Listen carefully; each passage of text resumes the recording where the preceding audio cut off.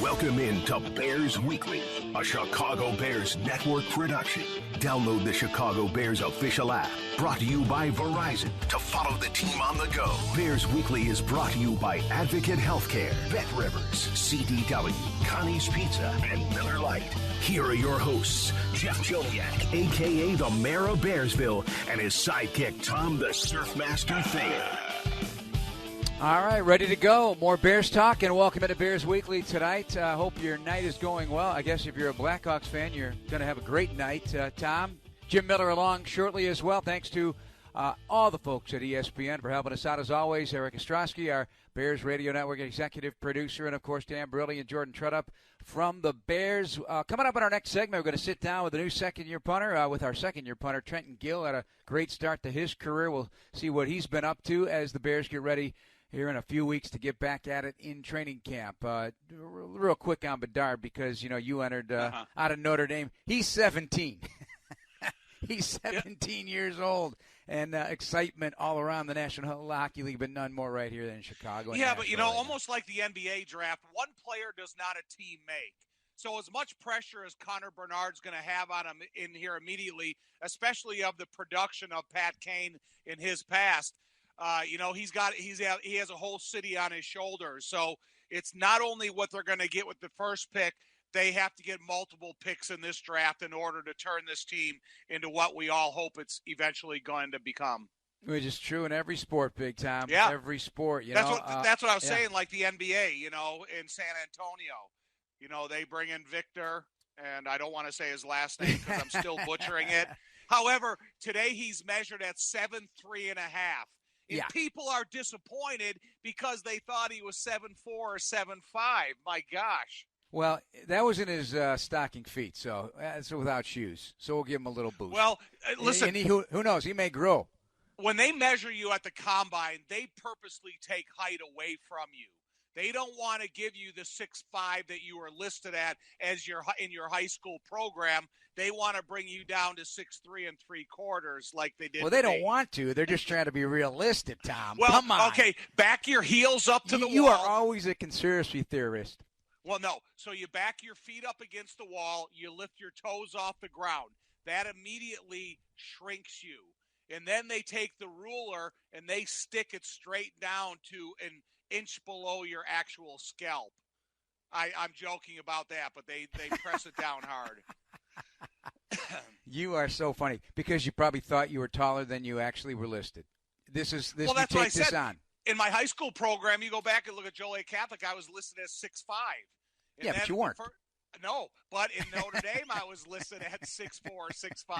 And then when I got to the combine, I came out and I found out what was for real. Oh, gosh. Do we have Jim Miller yet from Sirius XM NFL Radio? If we do, we'll bring him aboard. Jim, you there yet? Not yet. Okay.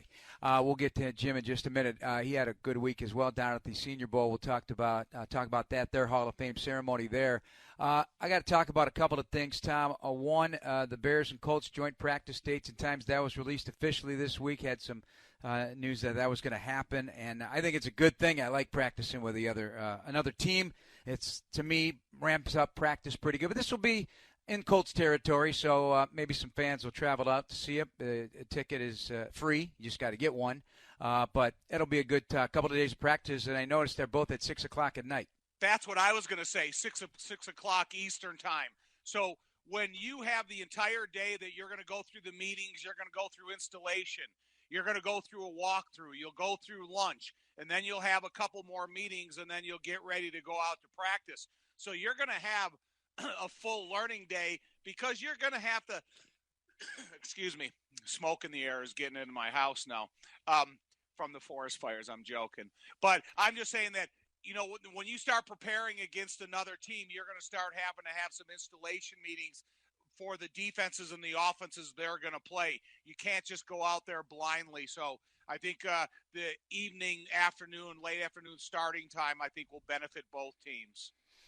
Yes, it will. Also, ESPN Nation beat writers this week picked the offseason breakout players around the league, and they did include rookies, even though they have yet to take an NFL snap. But among them, and a guy we both were impressed with throughout this offseason, Tyreek Stevenson, the second-round corner. I just like the way he approaches the game, how he talks to his teammates, how confident he is. And as John Hoke told us right as we wrapped up the minicamp, the kid quickly picked up a lot of their concepts right away. Exactly. I mean, Jeff, how many days were we sitting there at minicamp and OTAs when all of a sudden you look across the field and here's another interception, here's another tip football, here's another great positioning, and Stevenson was a part of a lot of those. And it's one of the most difficult positions to scout in all the NFL. I'm not saying he's a diamond in the rough, but if he comes in and plays with the confidence that he's already put on display, it's going to be a great choice for the Bears scouting staff. Yeah, he is definitely a diamond in the rough. Would be maybe a 6th-round pick that emerges. This guy, they feel him right now as a 2nd-round pick. Not unlike Jalen Johnson, and not unlike some other Bears corners in the past in this particular scheme that you managed to get in there and start. Nathan Vasher comes to mind as a 4th-round pick, for example, and Charles Tillman, of course, is a legendary figure in that. From the division, though, I gotta keep talking about the division. Romeo Doubs in Green Bay, the wide receiver. We saw so much last year about the other young man from North Dakota State, but Romeo Doubs, they're suggesting he be a breakout player with a new quarterback in Jordan Love, with a running game and some offensive linemen that can move bodies. Minnesota moving their 4th-year veteran Josh Metellus to nickel from safety and special teams. He started to really make that switch. And that's an important position in this league, as we discuss often here, and it is this year for us in Kyler Gordon. Yeah, I mean, it's I think anytime you talk about the defensive backfield, you talk about one of the more difficult positions to find, whether you're inside, outside, whether you're a safety that has the deep speed or anticipation for your underneath responsibilities, or play near the line of scrimmage as a linebacker per se. And then when you think about the development of the wide receiver positions for Green Bay, it's going to be interesting because teams are going to put a lot more pressure at the line of scrimmage onto the quarterback, where with the Aaron Rodgers era, they were a little reluctant to put pressure at the line of scrimmage. So there's going to have to be a lot of different factors of offense that they're going to have to filter through in order to get Jordan Love on the same page with his receivers. And then in Detroit, it's the safety, Ifeatu Melifonwu, former 3rd-round pick. He made the switch from corner to safety before last season, making progress and seeing growth according to the Lions there. And that defense is going to get the benefit of a young pass rush on the inside and outside to really crank things up over there. When we come back, Jim Miller will join us from SiriusXM NFL Radio's Moving the Chains, the former Bears quarterback, and our guest, the Bears punter, Trenton Gill. It's all coming up next here on Bears Weekly on ESPN Chicago and the Bears Radio Network. This is Bears Weekly with the voice of the Bears for 23 years, Jeff Joniak, on the Bears Radio Network. This segment of Bears Weekly is brought to you by Athletico Physical Therapy. Visit athletico.com to request an in-clinic or virtual appointment and start feeling better tomorrow. Welcome back to Bears Weekly. Jeff and Tom and Jim Miller from SiriusXM NFL Radio's Moving the Chains. Welcome, Big Jim.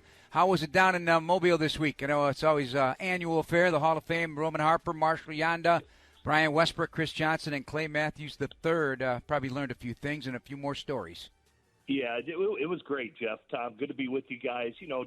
I think Jim Nagy does a great job as the executive director of the Senior Bowl. This was the 3rd annual Celebrity Golf Classic, and they have obviously all the Hall of Fame inductees from Clay Matthews and guys that you just mentioned. Yeah, and I think it's a relaxed atmosphere, and they really give you a lot of material. So it was a very fun event to be a part of, and recommend anybody to check it out if you get a chance next year in Point Clear. And guys are there, the head office guys, like certainly he's retired now, but Ozzie Newsome, he's been there every year, so there's a lot of good guys. Robert Brazil, the 1975 defensive linebacker rookie of the year. So there are a lot of guys and celebrities that are there, and just a great event to be a part of. Where's our invite, Jim? That's all I got to say. Have us down, You we can entertain. You called the Senior Bowl. You're in. Sure. You're in this year, right? Get Tom on the golf course. He could play a few rounds. Jeff, you were playing golf yesterday. Your schedule doesn't have time to be gallivanting around. You're international during the weekend. You're golfing on Tuesday, so I don't want to hear that. Yeah, ESPN Golf was a lot of fun yesterday at Seven Bridges. Jim, I did strike the ball a couple of times, but most of the time played Army golf, and I did drain a decent putt early. And the rumor is, Tom, he showed up like he usually does in life, a minimalist. He showed up with a putter and himself, and he drained a 25-footer apparently to help his team. He's like Happy Gilmore. All he needs is a 7-iron and a putter. That's it. That's right, Big Jim. Oh, my gosh. Hey, one thing I did hear a couple of those interviews. Marcia Yanda, he really hit a chord with me because a terrific player for the Baltimore Ravens, of course, on a team that became used to winning. And he said something that really resonated with me, and I want both of you guys to pick up on. I talked to Cole Kmet this week at another golf event that I was with him at, and I brought it up too. He just kept saying that you get addicted to success. Addicted to success. And it's not personal success, obviously. It's part of it, but addicted to success comes from winning. And once you get that taste in your mouth, Tom experienced it, obviously, with his 85 Bears and beyond, and then you experienced it with some great organizations, including a great season in 2001. Did you pick up on that when he kept slipping it in? I got addicted to success. What did that mean to you? Go ahead, Tom. Oh, well, one thing it meant to me just early, let me just talk about this. I learned about the commitment to success early in my career by George Allen when I played in the USFL. There was nobody that spent more time being prepared to try to pass along success to his coaches and players. And he was so obsessed with it, that's what all he talked about. So that was a good lesson to learn before I, became a part of the 85 Bears, because it was a tryout. It was a great team, and it was just you kind of fell into line of the success type speeches that Mike Ditka would give. But George Allen and Mike Ditka, they're at the two opposite ends of the spectrum of personalities and how they talk about success. And it was great to be a part of, especially how that message resonated into the players. Yeah, I think for me, some teams just ooze it, and I think when obviously Shoddy took over the Baltimore Ravens, they were a completely different team in how they wrote their history and how they changed it. And, for me, like when I always mention, when you show up at the Steelers and they've got the 5 Lombardi trophies when you're walking in the entryway, the expectation level, I think, really created that, where it can be, something that's addictive. Look at the expansion teams that have been out there right now. There's no history or tradition there. They still have yet to write it, to know what excellence is, and to know what can be in something that can be addictive.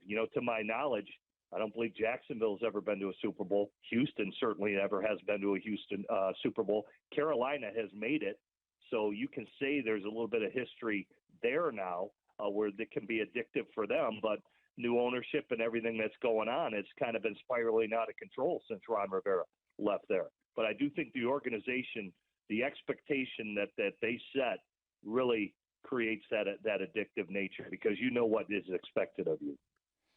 So that brings us to our Bears, a team that has so many young players. Tom, this whole notion of, you got to learn how to finish and learn how to win. I do buy it. I know some disagree with me. We've talked about it on this show, but can you get this young team addicted to success right away this year? Part of it is an everyday attitude when you walk in the building. Jim talked about when you walk into the Steelers facility and you see the 5 Super Bowl trophies, it's inspiring. However, when you get inside the locker room and you don't have coaches giving you inspirational speeches, there has to be personalities in there that make sure that they bring in that attitude into the locker room so other guys gravitate towards it. And then they bring that attitude out in the practice field. And like I always say, on the side of a Super Bowl ring, on our Super Bowl ring, there's a 3-letter word, ACE, and it's attitude, character, and enthusiasm. And Mike Ditka felt that you better have that within your football system in order to get the best out of you and get the hardest amount of work you can get. So, that's one thing when we talk about the Bears and we talk about this football team and we talk about the alpha males and those dominant personalities, this is still a roster that I need to see excuse me, I need to see clear evidence of that, and it's got to be a part of the everyday part of the team, not just how to play hard for 4 quarters and what that does for you. All right, so this is something that Tom and I talked about earlier today, the division, okay? The NFC North, we still love to say it's a black and blue division because everybody came from the old NFC Central, which both of you guys had the honor of playing in, and the first thing you think of is nasty, big hits, the big nasty players that just clobbered each other day in and day out, the Ditkas, the Ray Nitschke's, the Alex Karrases, you name it. Some of those Packer teams in defense and running games, the snow, the cold. I mean, in the heyday, all 4 teams played the same way. Things are certainly different.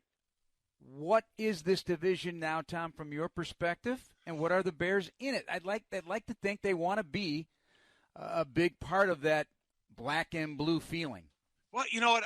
I'm always true to the game of running the ball and defense in order to get your team in a position to get into the playoffs, and then you have to morph according to your opponent then. But when you look at the Justin Fields and you look at the Justin Jeffersons and you look at the speed in Detroit and you look at the receivers that they've drafted and try to turn into players, you see what Minnesota has been going through, or what Green Bay is going through when you mention their receivers that they have on board. You know, that's what I'm saying. Is this division still the black and blue division? Because I think it is. Because when you think about the frozen tundra of Lambeau Field, and you think about the conditions that you're going to play at in Soldier Field, and then you look at the support of the crowd that's going on in Detroit and what they're building up there, and always the difficulty of playing in Minnesota, I still think this is a black and blue division. But there's a lot more playmakers coming aboard to maybe change that narrative of some of the fans. Yeah, I see a big reset going on, Jeff. You know, when Brad Holmes, the new GM, arrived for the Lions, they made a decision to get younger, right? When Ryan Poles arrived with the Bears last year, the Bears have made a decision to get younger, right? The Bears had more young players log more snaps than any team in the NFL. So clearly that's what they're doing. I can say the same thing for Green Bay now. No Aaron Rodgers. All their young guys are playing. They're going younger. Look at that group that's around Jordan Love, who doesn't have a lot of experience at quarterback. That's a young group, from receivers to their tight ends that they drafted. I can go down the list. And I think the same thing's happening in Minnesota, because if anything, Minnesota should have doubled down once Aaron Rodgers elected to get traded to the Jets, right? Because they were knocking on the door last year. Granted, they lost to the Giants. They just played a bad game. But look at all the starters that have been removed from Minnesota. If anything, they should have been all in, much like the Rams, and put their chips in the middle of the table. They did not do that. So to me, this is a reset division, and it's up for grabs for anybody. And there's going to be, Kirk Cousins will be gone after this year, is in my opinion, for Minnesota. They'll be all young quarterbacks. Goff obviously has the most experience, but this division is now up for grabs officially, in my opinion. It's a reset. All right, it's like Alex Karras said in all NFL films. Boy, he was serious. He did not like playing games against the Bears. He said he always got hurt. He frankly just didn't like it. That's what I want to hear when they come to Soldier Field. All right, we're going to skip the break for right now because he's patiently waiting on the phone. We welcome in our guest this week, the second-year punter of the Chicago Bears, Trenton Gill. How you doing? And thanks for your patience. What's going on, my friend? I'm doing great. How are you guys? I'm watching the NHL draft right now. Bedard just got picked up #1 by Chicago. All right, so you just broke the news. You just broke the news on ESPN Chicago. News that everybody knew was going to happen, but this is not insignificant for you either. There's a reason you're watching the NHL draft. Obviously, the local tie-in with Bedard and the Blackhawks, but as we know, you are a Canadian citizen, even though you didn't grow up there. Your parents did. And is hockey big for you and your family? Yeah, it's huge. I'm a huge Hurricanes fan. I just grew up in North Carolina and Raleigh. It was right there when I went to college. So I went to a lot of games there. My parents have season tickets there, so I get to go to a lot of the games. But growing up, I played. And then, both my parents grew up in Canada. So a lot of my extended family live up there, so I go up there a lot, even though I've never actually resided there. But and did you root for a Canadian team when you were a little kid before Carolina even got to the NHL? I did not. My dad's a huge Maple Leafs fan, so Okay. it's always fun when they come to the Hurricanes, and I get to kind of pick on them because the Maple Leafs never win. Well, I'll tell you what, I was in Montreal over the weekend, and there was a lot of discussion about Bedard when they found out I was from Chicago. So everybody's got their eyes on this 17-year-old. It's crazy. Hey, Trenton, when is the first time then you picked up a football and you go, wow, I think I could get this thing off the top of my foot at good enough distance where I should start pursuing this? Because, you know, one thing about punters and kickers and long snappers, it's such a unique breed because as much as everybody says, oh, I could go out and do that, no, you couldn't. So when did you make that transformation to going, okay, I think I have the skills to be a punter? Yeah, well, growing up, I played soccer my whole life. I really loved playing, and I always had a big leg. I always take all the free kicks and all the kicks. So then I was like, well, why don't I just try football? Like in high school, they didn't have a kicker. The kicker left. He was a senior, and I was a freshman coming in. And I was like, why don't I just try this out and see how it goes? So I actually started kicking field goals. That's kind of how I got started. And then I grew a little bit, and I got a little too tall to be a kicker. And they were like, I went to college camps, and they were like, hey, you got to be a punter if you want to be a specialist, basically. So I was like, all right. And then I ended up being in a very good spot. I was at NC State with AJ Cole, who's the Raiders punter right now, and he was able to teach me a ton. I learned a lot from him, and I'm glad I was able to pursue that route. It wasn't something I from day one was said I was going to be an NFL punter, but it's kind of ended up that way, and I'm happy it did. Okay, so Trent, hold on. The other day on ESPN, I saw the top 10. And one of them was a soccer player kicking in a goal from about 60 yards away. So when you hit a football or you hit a soccer ball, is the impact the same, or is it totally different to the way it feels off your foot? It's definitely different. So the soccer ball, the sweet spot of the soccer ball is basically the whole ball.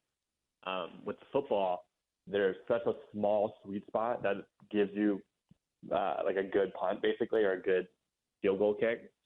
So it's definitely harder to hit a football than compared to a soccer ball. Trenton, Jim Miller here. Good to talk to you. And let me ask you this, because you're a former kicker. I just want to get your thoughts on the new fair catch rule, because, there's always – if they, let's say they do take away the kickoffs and, there's always going to be the next dangerous play. And, what do they diagnose as the next dangerous play? Is it punt return? I don't know, but it concerns me because, I think everybody realizes that a return game is the exciting part of football. But I'd like to just get your thoughts on it without giving anything away of how you guys will be attacking this rule this year. Just your thoughts on it. Yeah, I mean, the biggest thing with that is the guy that's back there, if he's a good returner, he's going to take it back no matter what. Even if with this new rule, it doesn't really matter for him.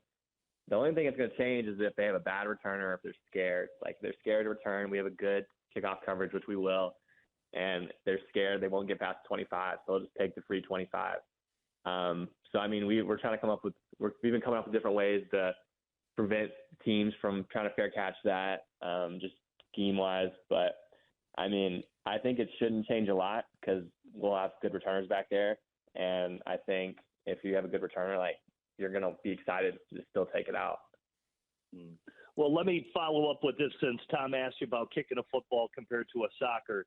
And it's almost like me as a quarterback. You can manipulate a football. And that's why you're a specialist that you brought up earlier. And how many hours of dedication, say if you're going to do an angle kick to the corner or outside the hash right or outside the hash left, to get it to really check up, maybe right before the goal line. Talk about those subtle manipulations of the football that a lot of guys learn to master with all their practice at it. Yeah, I mean, I definitely put a ton of hours in just trying to perfect those little things. I think I have about 8 to 10 punts I have, just different things that confuse the returner, or prevent them from catching it or making it really hard for them to catch. There's a banana ball that kind of Hecker made famous. I've been working on that a lot. There's a reverse banana. There's a leaf ball. There's a pull left ball. There's a show right, hit left. There's a show left, hit right. There's a bunch of different balls, and you really don't see that until you get to the NFL and you see these guys who kind of almost perfected the craft and mastered it. And, like, they're basically like, I'm so good at all these other punts, like, I got to come up with a new one to, like, confuse the returners. So, like, it's fun in that aspect because, like, you're constantly learning and constantly trying to, like, evolve the game, basically. This is Bears Weekly on ESPN Chicago. Our guest is Trenton Gill, the Bears punter. Jeff and Tom and Jim Miller with you. Final moments with you. Again, thanks for hanging on with us. The monsoon game to start your NFL career, you're never going to forget it, okay? Never. You didn't ask for that, right? It was your first NFL game. And the Bears get a win and a memorable moment for everybody. Take us back through that, and when you realize what exactly the conditions were like on a new surface and the puddles galore, how were you mentally ready for that? Yeah, I mean, there's not a lot you can do to get mentally ready for that game. I just remember running out there for pregame, and the field was just soaked, and I was like, man, I hope it stops raining. And it just kept raining the whole time. And then in the locker room, we're like, all right, got to get ready for this, got to get ready. We practiced it with, like, wet ball drill and kind of just practicing it that way. But just when we ran out there, I think my first punt, I just remember, like, stomping through puddles, and, like, I'm sitting there, like, waiting for the ball, and I just feel the water just, like, sinking in my shoes. Like, it was a terrible feeling, but it was a great feeling when we ended up winning the game. Like, nothing mattered after that. It was, as long as we got the win, you know.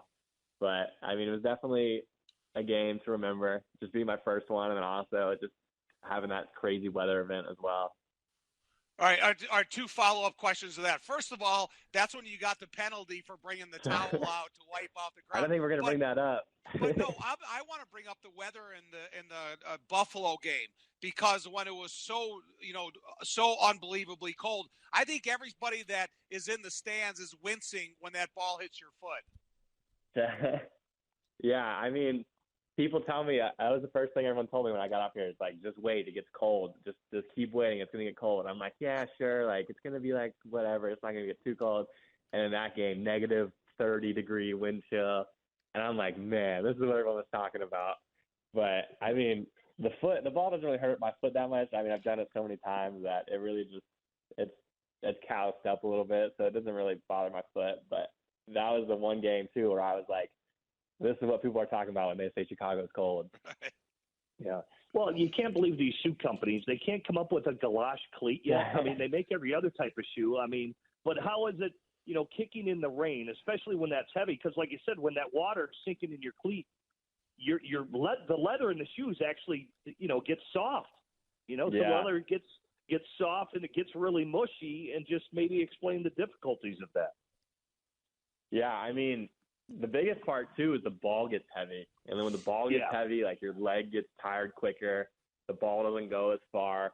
But, I mean, at the same time, like, everyone's playing in those conditions. It would be different if it was just me punting a heavy ball and they somehow get a new ball for the returner. But, I mean, the returner still got to catch it. The returner still got to run around, which I think was pretty tough because, like, everyone was sliding around just with that, too. But, like, that's the biggest thing, too, is, like, everyone has to deal with those elements, not just me. So I just got to do the best I can with what I have. All right, Trenton, we will let you go. Appreciate, again, the time. I know you've put in a lot of work here in this offseason, ready to have a follow-up. I mean, as it was, you were the third best net average in Bears history last season, hitting that over 40 mark. And I know you're a Formula One fan, but are you interested in NASCAR this weekend in the city? Oh, yeah, I'm going to be there. I'm excited for it. Should be a great time. All right, well, enjoy yourself and enjoy with the remaining days before training camp. Trenton Gill joining us tonight, Bears punter. Thanks, as always, to Kendra Smith for helping us out. We'll take a break and have more Bears Weekly here on ESPN Chicago on the Bears Radio Network. This is Bears Weekly with the voice of the Bears for 23 years, Jeff Joniak, on the Bears Radio Network. This segment of Bears Weekly is brought to you by CDW. People who get it. Jeff Joniak, Tom Thayer, Jim Miller. Thanks to Trenton Gill, the Bears punter, as he gets ready for his second season. He did have a very good year. Looked the part, 67 punts. And again, that third best single season average in Bears history overall, 46 The average 20 inside the 20, and as a seventh-round pick, the Bears invested in this guy, and hopefully he will continue to grow. He also can kick the football off, which he had to do against the Giants due to an injury to Cairo Santos, if you might recall, in Week 4. Okay, moving on. We touched on a couple of topics here. Tom and Jim, we talk about Justin Fields all the time. How about P.J. Walker, 28-year-old undrafted free agent with the Colts, coming into the league in 17. He's got 15 games of experience. He is a mobile quarterback, and he has experience with DJ Moore in his year last year with Carolina. Are we comfortable with that? And Nathan Peterman and Tyson Bagent competing here for that third spot at training camp. You know, I like to see the same template type of quarterback. So when Luke Getsy is teaching a play inside the meeting room, that he's teaching it to similar body styles, body types, elusiveness, escapability, arm strength, and recognition. So, you know, with Trevor Siemian last year, with all due respect to him and stuff, there was such a difference in athleticism that you weren't going to teach these two guys a lot of things that they would have in common on the field. So I would like to see someone coming in here that has, as similar traits to Justin Fields as you possibly can, because when one quarterback watches the other quarterback run the play, they try to envision themselves running the play. Yeah, I do like that they have similar attributes. Like you said, you don't got to completely switch gears with the offense. It's going to be the status quo. Let's say if Justin Fields had to go down on it, for a little stint, that PJ, I don't think too much would change offensively.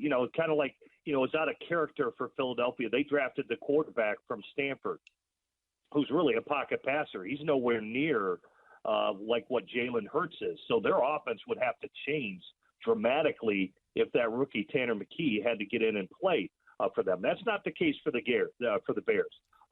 Certainly PJ is he's raw. He's got a limited sample size. I do think he did put some good stuff on tape and why teams were interested in him, but he's a very young player. I think everybody knows that. But it will keep the offense in the similarity. And he's got skills. He's got a good arm and can distribute the football, and he's got an arm to let it fly as well. He was thrown with DJ Moore, and obviously at that point they had Anderson down there as well who could fly, but Anderson's now with Miami, and he could get it out there to him. But he is a good athlete when you look at P.J. Walker. So little inexperience, may not have the whole playbook opened in its entirety when he's in there due to the inexperience, but we'll see where it goes. Last year, I know on this show, we talked a lot about hoping the Bears would get more size at receiver. So that's been accomplished. Need to get bigger. What's the story this year, Tom, at receiver? What are you looking for? I don't, but last year we were so caught up in size, and so they went and got EQ St. Brown. They got Chase Claypool. They talked about Cole Kmet, what he can offer as size at the wide receiver. Then it was Darnell Mooney. They brought in Velus Jones and so on and so forth. But, this year, DJ Moore and giving what happens to Darnell Mooney. Is he ready to go immediately, or is this something that he's going to have to build up throughout the season? Are we going to go completely away from what we were talking about last year in terms of size at the receiver?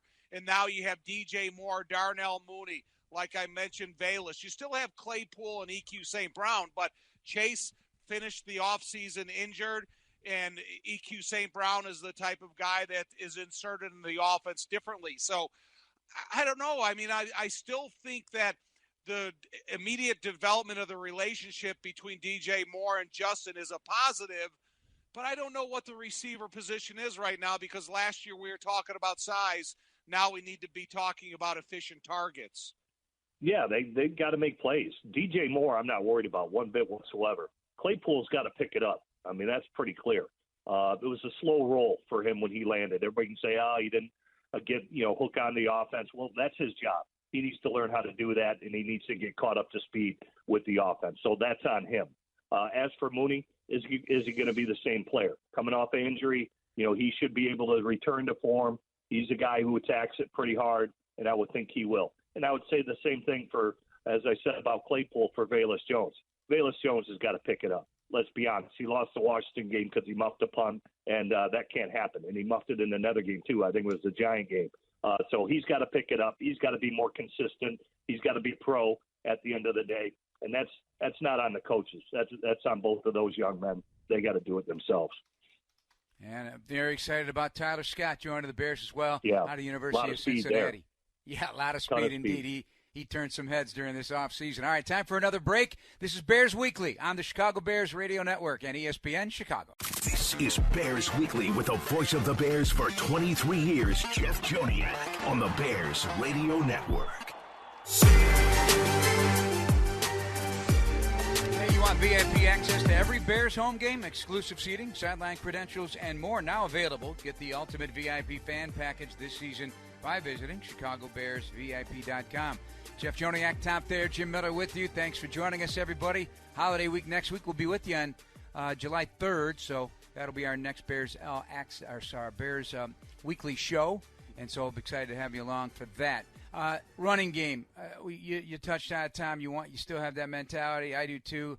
I know Jim's a QB, but he didn't mind taking and turning and sticking it in the belly of the back, as I like to say, with the idea that Justin may run the ball less, but not taking away his instincts to do it. Can the Bears still be at the top of the heap in rushing yards this year? Because they certainly did that a year ago. What are your thoughts? You know, I don't think we're exclusively talking about the running back position here, because the offensive line has to show significant improvement also, because it can't be Justin ejecting a pocket early on a pass play and then turning that into a running play. But what can you average per rushing attempt without David Montgomery? And so now with Khalil Herbert and the rest of the crew, can they not only pick up the slack, but can they improve it? So if you wanted to take away a certain percentage of the runs away from Justin Fields, the design called quarterback runs, and you give them to the running back, do they have the skill set, the power, and the ability to pick up those types of numbers? And I think that's going to be one of the question marks, because I don't want Justin going into every single game saying, okay, this year our running back's only averaging, 2.7 to 3.3 per carry. So that means if I see an open running lane, I have to take off.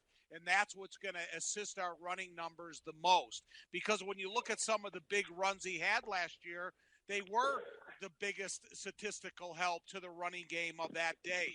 But to me, I'm interested to see if this running back position can be better and be more profitable than it was last year. I think they should be, because, Bears were predictable last year. They're number one in rushing the football, and they're 32nd in passing. So if they can get this passing game going, they'll be less predictable. Teams knew the running game was coming at them last year. The more you can do. And if the Bears passing game gets up to par with where it needs to be, they'll be less predictable. They'll be able to attack teams differently from that standpoint. And let's face it, I think we all agree the offensive line has gotten better. I think Darnell Wright is going to be a really good player when it's all said and done. And, we'll see how the rest of the line sorts out. Obviously, Braxton Jones needs to make a big jump at the left tackle spot, and certainly Tevin Jenkins needs to continue to be on the ascend. And that's the same with Cody, and Davis has to do his job at the right guard spot. But to me, they should be better than what they were last year, because they'll be less predictable than what they were. Teams knew what was coming, and they couldn't stop the Bears' run game. Let's face it. Jim and Jeff, because Jim, you reminded me of it when you say predictable, because I think the Bears have to develop that side between Darnell Wright and Nate Davis, that even though you can predict what they're going to do, when they need that power run, when they need that 3rd and 1, that 3rd and 2, that 2nd and short, and everybody knows exactly where they're going to run the ball, they got to be able to run the ball and have success doing it. So I do think that as much as you want this offense to be unpredictable between run and pass, I think there's got to be a time where you eventually develop that strength side of this offensive line where you can be predictable, but you can still be successful. 3,014 yards rushing, average 5.4 yards per carry as a team. as the Bears led the National Football League in that category. All right, talking about home records, I went back just out of curiosity, that stretch from 85 when you joined the Bears, Tommy, through the 88 season when you guys were clicking on all cylinders and made the playoffs annually, that stretch of 5 years, 85, 86, well, 4 years, 85, 86, 87, 88. You guys were 28-4 at home in the regular season, let alone playoffs, but 28-4 in the regular season. To me, establishing that home field is obviously everybody's wish and hope, and you try, if you're playing 9 games, you hope to go 8-1. If you're playing 8, you're 7-1, but at worst 6-2 to start having a home field advantage. And with December home games this year, and teams may be in it, they may be out of it, they may not be interested in playing some frigid, crappy weather. Let's put a stake in the ground here, buddy. You know, Jeff, I don't know if your memory goes back that far. If you can remember when we used to call it the black and blue division, like we started the show. I'm just joking. Yes. You know, that was the MO of coming into Chicago, because we had an incredibly loud, supportive crowd, and we kind of took the sting out of the opponent because we held the ball for so much time of possession. But then our defense came in and they did the destruction that they became known for. So it is developing that reputation at home, that people know that it's one of the more difficult environments to come in and try to play.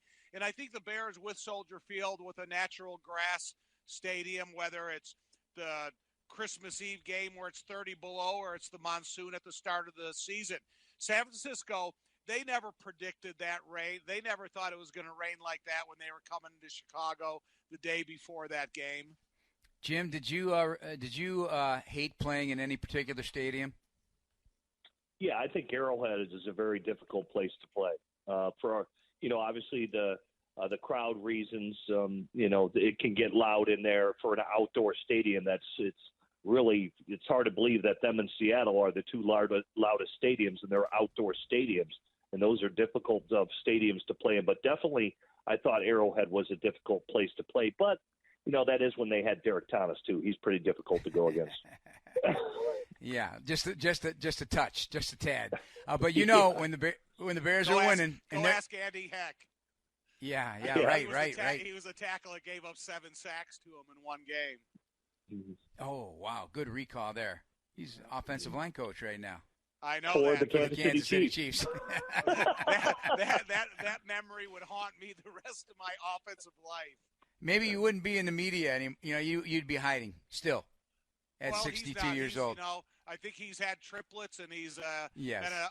He's been an offensive line coach since he retired. Yes. All right, we're going to take our last break and one more segment to go. We'll go whip around what's new today in the NFL. Some big news, actually. We'll get to that with Tom Thayer and Jim Miller. Blackhawks have selected Connor Bedard, number 1 overall in the NHL draft. City's buzzing in that regard for the 17-year-old phenom. We'll continue our discussion on the Bears after this break on ESPN 1000 and the Bears Radio Network. This is Bears Weekly with the voice of the Bears for 23 years, Jeff Joniak, on the Bears Radio Network. This segment of Bears Weekly is brought to you by Athletico Physical Therapy. Visit athletico.com to request an in-clinic or virtual appointment and start feeling better tomorrow. Final moments here on the show with Jim Miller and Tom Thayer. Jim, we got to talk about the gambling because I think Adam Schefter's report today on ESPN has fans, probably a little nervous about who might be expecting season-long suspensions. You're ear-to-the-ground guy in the league and an insider as well. This is subject of a league investigation into possible violations. We know at least one name could be on that list, Isaiah Rodgers of the Colts, a kick returner. But should teams be nervous here, or fans nervous?